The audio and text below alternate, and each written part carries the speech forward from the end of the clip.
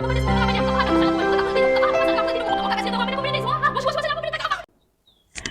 pernah tak dengar orang kata, mak zaman dulu 11 orang anak, relax je. Kita sekarang ni 3-4 orang dah macam mak lampir dah kat rumah jaga anak.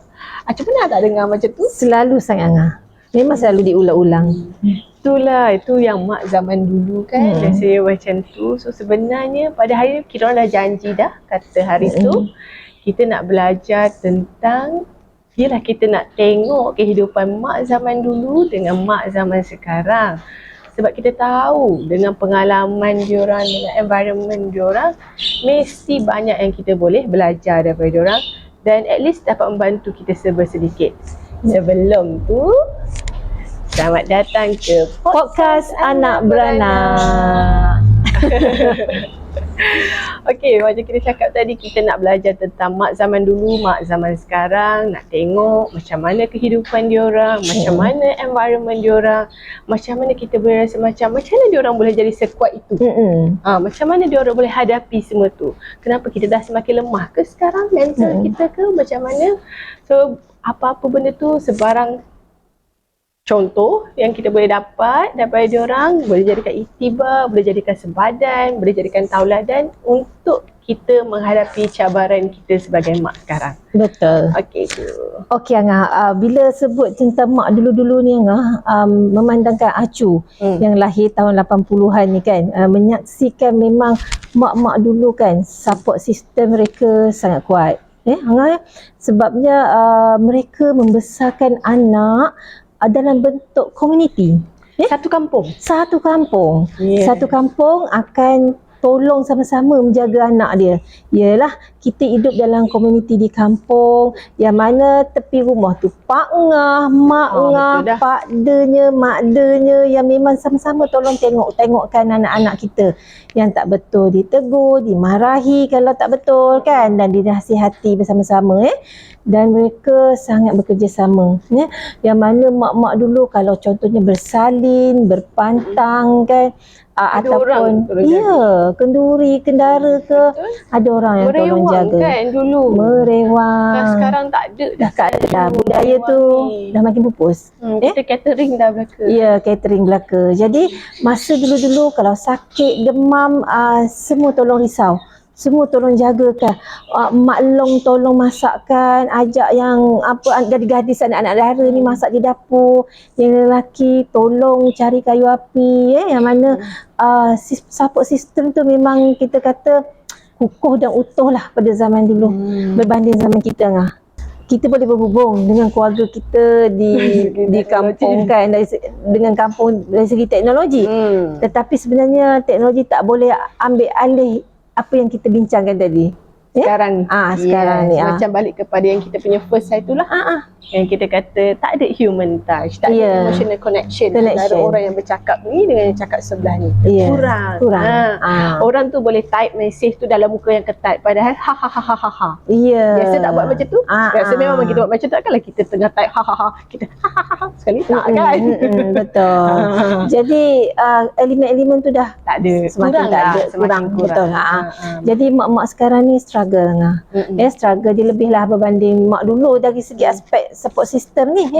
Kita duduk sendiri, membesarkan sendiri anak-anak kita, dengan tambah pula kerisauan.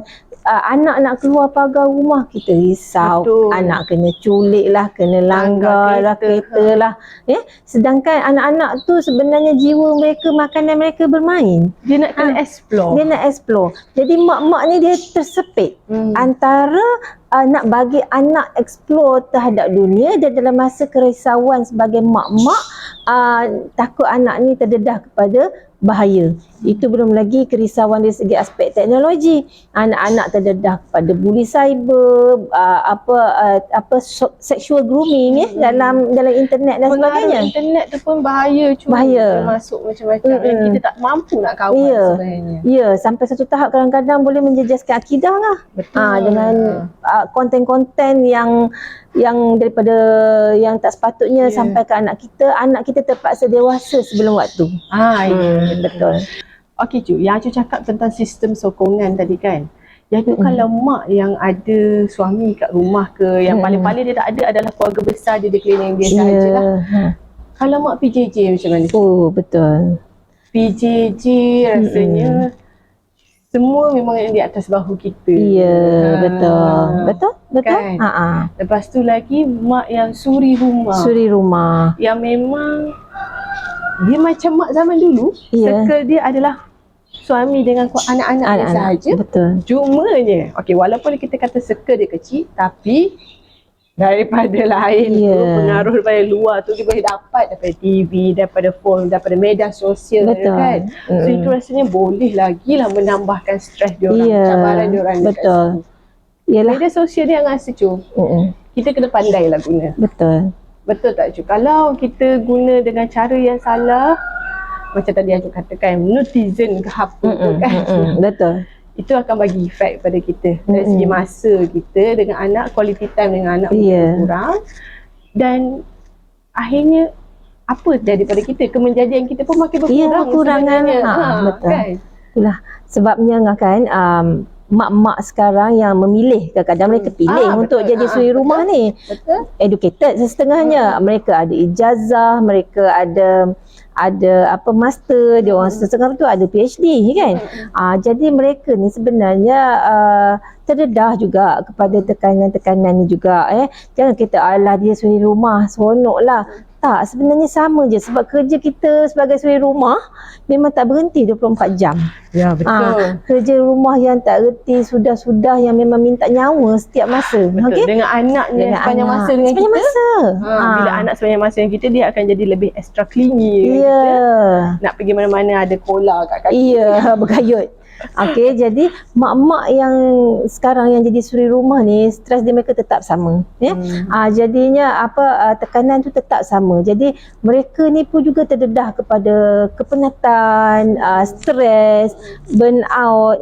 Maknanya sebab kan orang nampak alah kau ni pakai duit suami je. Padahal dah memang itulah tanggungjawab suami kita memang kena pakai duit suami. Duit siapa lagi kita nak pakai? Kita memang kena pakai duit suami. Takkan minta pejirat. Kan? Jadi tekanan lah. Macam orang kata mak yang PJJ.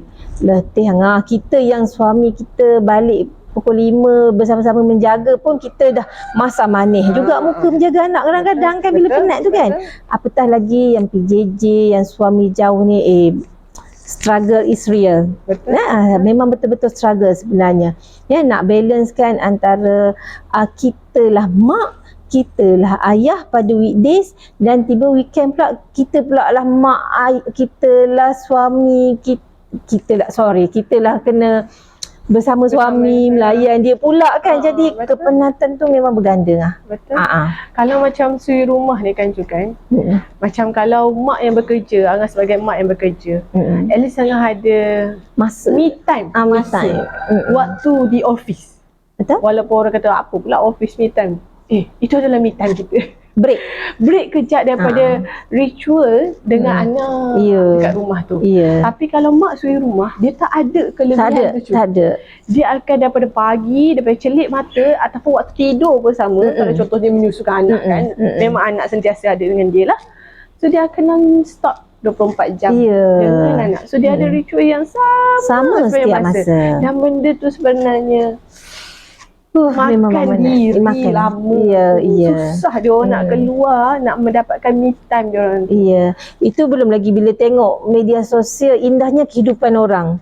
Orang tunjuk yang lawa cantik je kan. Memanglah kita rasa macam tu. Mak kita alah sedih, rasa pula banding diri. Banding aku macam ni. Orang tu hidup, si kawan aku ni hidup indah je, tapi kita tak tahu kehidupan di belakang kamera dia tu. Jadi memang kadang-kadang kalau kita tak dapat nak kawal media sosial ni sebagai tu sahaja sebenarnya. Tetapi kalau kita tak dapat kawal media sosial, media sosial yang kawal kita. Betul. Itu yang bahaya. Itu yang bahaya. Yang kita secara tak sedar sebab sekarang ni phone semua kat tangan kan. Ya. Semua ada akses kepada media sosial kita. Ya. Memang susah nak kawal begitu. Disiplin kena tinggi lah. Kan? Acu lagi satu kerisauan Cu. Angah sebagai mak yang bekerja kan. Angah memang terpaksa hantar anak ke nursery. Betul. Ataupun ada orang hantar ke pengasuh. Kita pilihlah macam mana pun nursery tu berdaftar ke, PKM ke, dah pergi melawat ke. Kadang-kadang isu nursery dengan pengasuh ni yang macam kita biasa dengar ni, kita tak mampu nak kawal. Tak mampu.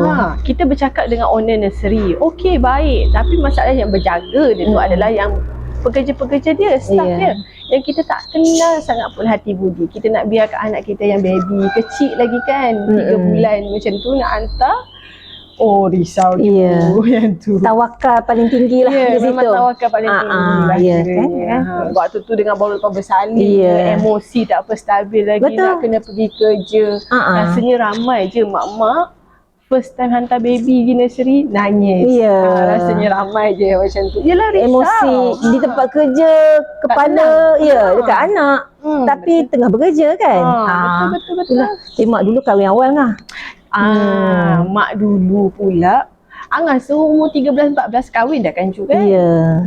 Mereka dah kahwin. Compare dengan kita sekarang ni, mak-mak zaman sekarang, kita lepas habis sekolah ramainya sambung study pula, degree. Dan lepas dah degree tu, mak ayah kata kerjalah dulu.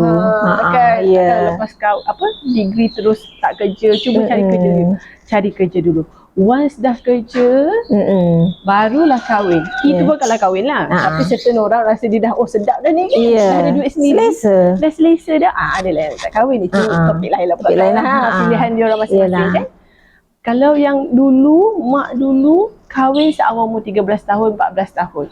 12 tahun mungkin juga. Dan waktu tu, diorang hanya kenal, sebab waktu tu macam remaja muda lagi. Betul. Hanya kenal suami dan keluarga anak-anak dia sahajalah. Circle dia kecil sahaja. Yang tu sahaja. So kalau dapat suami yang baik, Alhamdulillah. Kalau dapat suami yang toksik ke? Toksik, yang tak reti menjalankan tanggungjawab dia, sengsara lah mak dulu.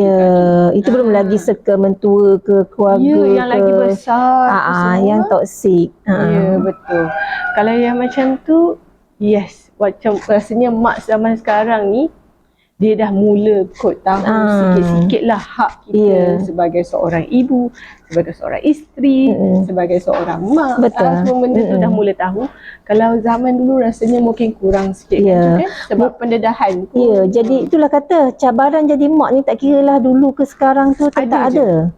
Cuma konteks dan bentuk je berbeza-beza. Betul. Mak dulu kalau dapat suami macam tu, keluarga yang toksik, mereka hiduplah sepanjang hayat dalam keadaan toksik, dalam keadaan yang tak sihat sepanjang hayat, menderita, merana. Betul. Berbanding mak sekarang. Betul. Mak sekarang dia tahu hak dia. At least kita dah mula cakni. Kita dah mula tahu betul. Hak kita. Hak kita. Yes. Lepas tu lah juga Acu macam Acu cakap tadi pasal digital kan? Digital yang tu. Angah rasa sebab kalau kita tengok perhatikan rumah orang zaman dulu, TV jarang-jarang, telefon tak ada. Memang tak ada. Angah nak tahu, Acu sempat lagi zaman yang elektrik 12 jam. Yang mana pukul 7 pagi hingga sempat. 12 jam 12 jam maksud dia pukul 7 pagi sampai 7 malam memang tak ada elektrik. Itu tak ada elektrik? Yes, elektrik bermula pukul 7 malam sampai 7 pagi esok. Macam tu je. Acu sempat lagi zaman tu. So 7 pagi 7 malam tu kita keluar rumah lah maksudnya. Yelah kita kalau zaman Acu nak main je lah, apa lagi duduk ujung pokok kan, berlari sana sini. Tetapi zaman tu sempat lagi. Jadi mak dulu dia tak terdedah kepada digital. Dia serangan-serangan digital macam zaman sekarang ni. Netizen. Nurtizen. Jadi mak zaman dahulu mereka jadi kreatif.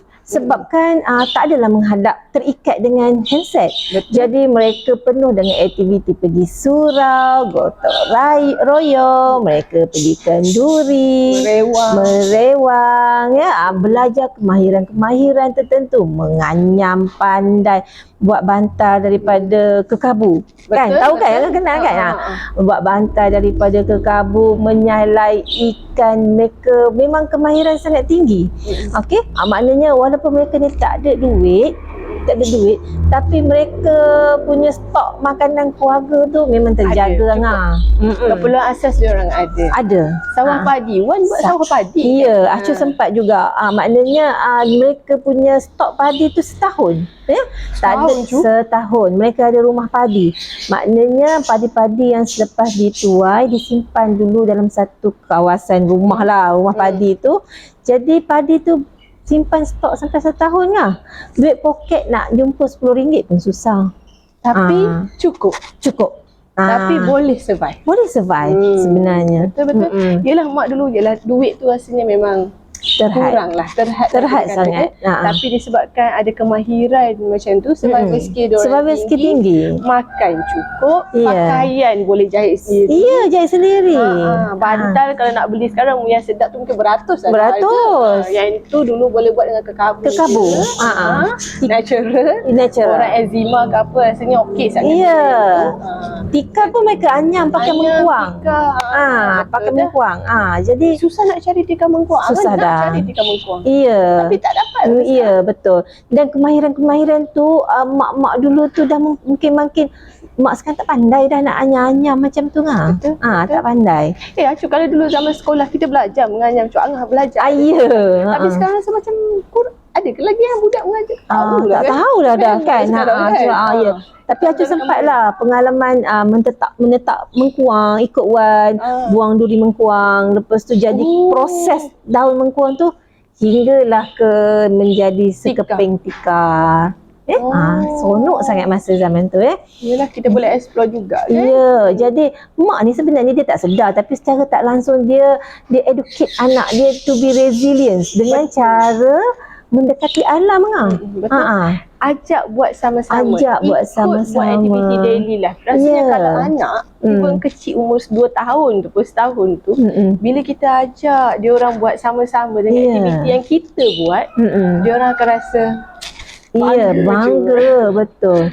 Sebab tu Acu kata mak dulu-dulu ni kan sebenarnya mempengaruhi cara kita sekarang ni. Cara kita berfikir sekarang. Dan kita akan mempengaruhi cara anak kita pula selepas tu. Inherit. Generation. Ya, betul. Jadi yalah, alhamdulillah lah Acu dibesarkan oleh mak yang dia butuh huruf ngah. Lahir di zaman Jepun, lahir di zaman British, komunis. Tak sempat belajar. Sekolah, kan? Ya, tak sempat membaca. Cerita dia pergi kelas sekejap je belajar ABC. Next day tak ada dah. Kena bom dah. Jadi sampai situ je lah. Jadi Wan, dia kenal ABC tapi nak mencantum sampai sekarang dia tak boleh. Jadi sebenarnya walaupun dia dibesarkan oleh mak yang buta huruf, tetapi sebenarnya banyak ilmu yang lagi mahal ngah. Resilience yang kita tak dapat. Yang berdasarkan pengalaman dia orang, kita boleh dapat. Yang Acu belajar melalui pemerhatian yang dibawa oleh Wan masa Acu kecil-kecil dulu. Memang Acu rasa lagi mahal. Sedangkan mak sekarang ni kita terlalu tertekan burn out dengan desakan-desakan masyarakat. Anak kena pandai ABC sebelum umur 5 tahun. Bukan ABC je sekarang. Kena baca dah. Betul. Kan? Jadi mak sekarang ni terdedah dengan burn out yang sangat tinggi. Yelah, dengan kita bekerja, kita ada expectation untuk kerja kita lah. Bos kita kan expect untuk macam ni lah perform. Kita di rumah sebagai seorang isteri, kita pun mesti ada rasa nak perform macam tu husband. Untuk anak pula, kita sebagai mak, kita biasa nak bagi the best untuk anak.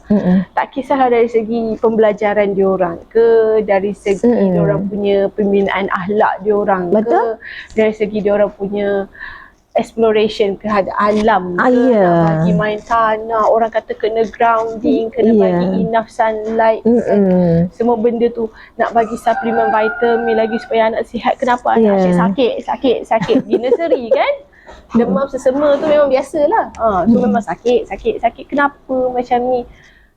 Pressure tu. Ya, Sebab betul. orang mengharapkan, ni kena buat macam ni, ni. Kita Ya. memang pakai pelbagai jenis topi lah Ya, sebenarnya kat betul. kepala kita ni. Sekejap jadi macam ni, Betul. sekejap jadi macam ni. So nak membalancekan tu, macam ni juga kan balance dengan mak ni. Ya, betul Tekanan Angah. banyak kan? Tak dinafikan. Mak sekarang ni diserang dia lebih lagi. Bertubi-tubi. Bukan mak dulu tak ada cabaran, ada. Tapi mak sekarang ni cabaran daripada atas, bawah, tepi, belakang, depan, semua mencabar. Macam Angah cakap tadi lah, nak balancekan balik antara kerja di rumah, lepas tu desakan-desakan masyarakat yang tak sudah. Jadi benda tu boleh memberi impak yang sangat maha dahsyat lah untuk mak sekarang ni kan. Jadi sebenarnya apa yang kita boleh buat? Kita boleh buat acu menyeru untuk kita berdua dan juga penonton podcast kita pada hari ni. Mari kita back to basic. Berbalik kepada cara hidup asal kita dulu-dulu. Bukanlah maksud acu kita kena buang balik cari sawah padi ke. Tidaklah sampai tahap macam tu. Tetapi back to basic, hidup secara minimalis, hidup secara meaningful balik, iaitu kita tahu apa kita punya keperluan, apa kita punya kehendak. Betul. Kita tahu apa sempadan kita. Yes. Apa sempadan yang boleh kita pergi, apa sempadan yang kita tak boleh pergi. Tapi buat sempadan ni kalau nak cakap hari ni panjang sangat lah. Kita simpan untuk topik akan datang. Macam mana kita nak tetapkan sempadan mak-mak ni. Okey? Apa yang boleh, apa yang tak boleh. Bila masa boleh say yes, bila masa boleh say no. Kita ni susah nak cakap no tu. Susah. Orang Melayu ni lagi memang sopan susah. santun. Last kali makan diri. Tapi topik ni kita simpan. Ini simpan.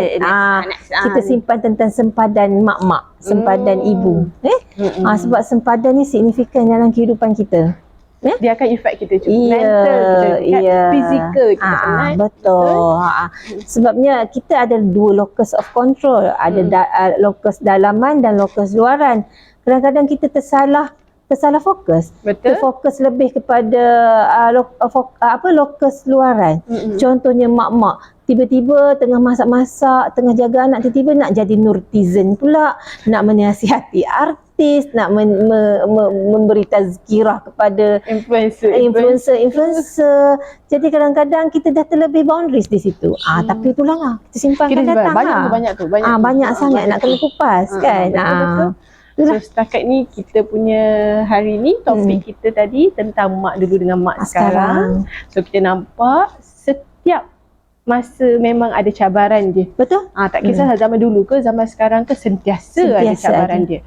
Tapi sama ada macam mana kita nak hadapi, itu yang membezakan. Yes, itu yang membezakan kita. Cuma yang harapnya dengan apa yang kita orang kongsikan tadi, yelah kita boleh duduk sekejap, kan, duduk sekejap, kita fikir, yes, memang kita ada cabaran kita, memang kita rasa kita fail dekat situ, dekat sini, kita rasa kita mak yang gagal, kita isteri yang gagal, pekerja yang tak perform. Tak apa, duduk sekejap. Hargai diri kita dulu. Sayangi diri kita dulu. Fikir dulu, kita banyak lagi benda lain yang kita dah berjaya buat. Kenapa nak pandang satu kesilapan contohnya. So jangan, sebab memang susah kerja kita ni, memang susah. Cumanya duduk sekejap, hargai diri kita dulu. Okay Cu? Rasanya kita stop dulu untuk hari ni. Kita jumpa lagi untuk next episode. Okay. Bye. Assalamualaikum. Salam.